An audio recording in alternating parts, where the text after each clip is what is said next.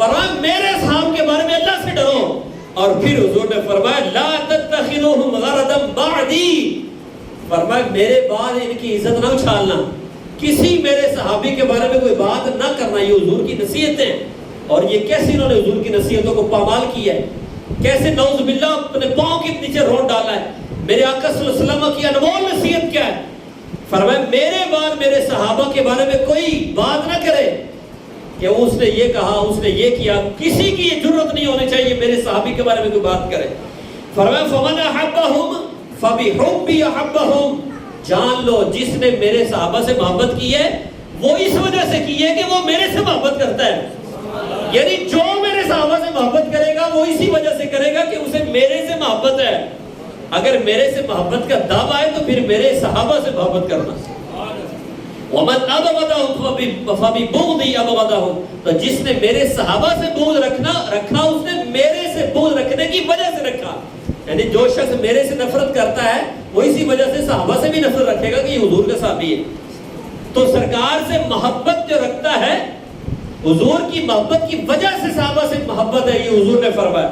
اور فرماتے جانتے ہو مجھے میرے صحابہ سے کتنا پیار ہے، جن کے بارے میں یہ لوگ آج ایسی غلط باتیں پھیلا رہے ہوتے ہیں اور نعرے بازی لگ رہی ہوتی ہے. میرے آقا صلی اللہ علیہ وسلم فرماتے ہیں، ترمذی شریف کی حدیث پاک ہے، فرمایا وَمَنْ آذَاهُمْ فَقَدْ آذَانِي، جس نے میرے کسی صحابی کو تکلیف دی اس نے مجھے تکلیف دی. اتنا پیار ہے حضور کو اپنے صحابہ سے. اور فرمایا وَمَنْ آذَانِي فَقَدْ آذَى اللَّهَ، جس نے مجھے تکلیف دی اس نے گویا اللہ کو تکلیف دی. اور فرمایا وَمَنْ آذَى اللَّهَ فَيُوشَكُ أَن يَأْخُذَهُ، جس نے اللہ کو تکلیف دی اللہ اسے ضرور قریب پکڑے گا. اس کی رہائی نہیں ہے جو اللہ کو تکلیف دے گا. تو میرے صحابہ کو تکلیف نہ دیا کرو، میرے صحابہ کے بارے میں کوئی بات نہ کرے میرے بعد. یہ سرکار کی نصیحتیں.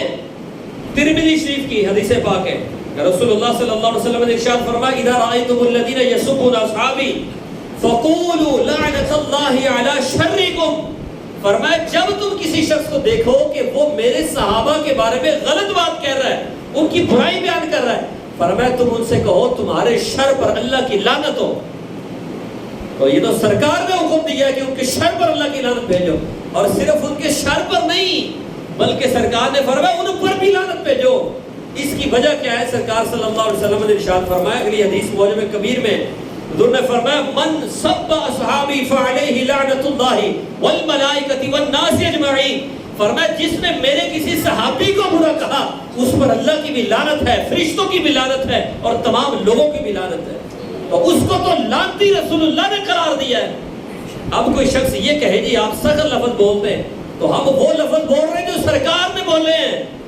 ایسے لوگ، ہم کسی ایک شخص کی بات نہیں کر رہے، ہر وہ شخص کائنات میں جہاں پر بھی وہ رہتا ہے اگر اس کا عقیدہ یہ ہے، اگر وہ کسی صحابی کو نعوذ باللہ گالی دیتا ہے، کسی صحابی کے بارے میں غلط لفظ بولتا ہے، اس تک حضور کی حدیث پہنچے گی اور ہم حضور کے وہی لفظ استعمال کریں گے اس کے لیے کہ اس پر اللہ کی بھی لعنت ہے، فرشتوں کی بھی لعنت ہے، تمام لوگوں کی لعنت ہے اس پر.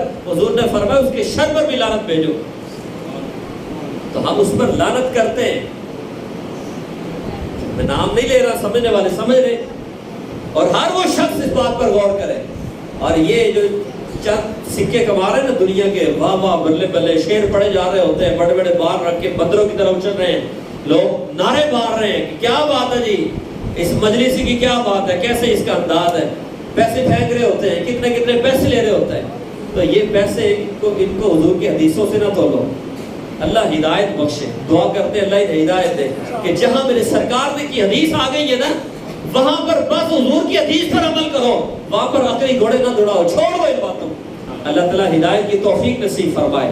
میرے آقا صلی اللہ علیہ وآلہ وسلم نے ارشاد فرمایا، آپ نے فرمایا لا تمس النار مسلما رآنی، جس مسلمان نے مجھے دیکھ لیا اسے آگ نہیں چھو سکتی. دیدار کر لیا، جس مسلمان نے مجھے دیکھ لیا آگ اس کا کچھ نہیں بگاڑ سکتی، آگ اسے چھو نہیں سکتی.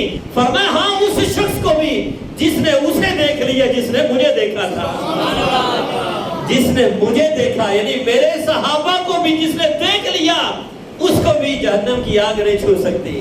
تو سرکار کے صحابہ کی شان کیا ہوگی.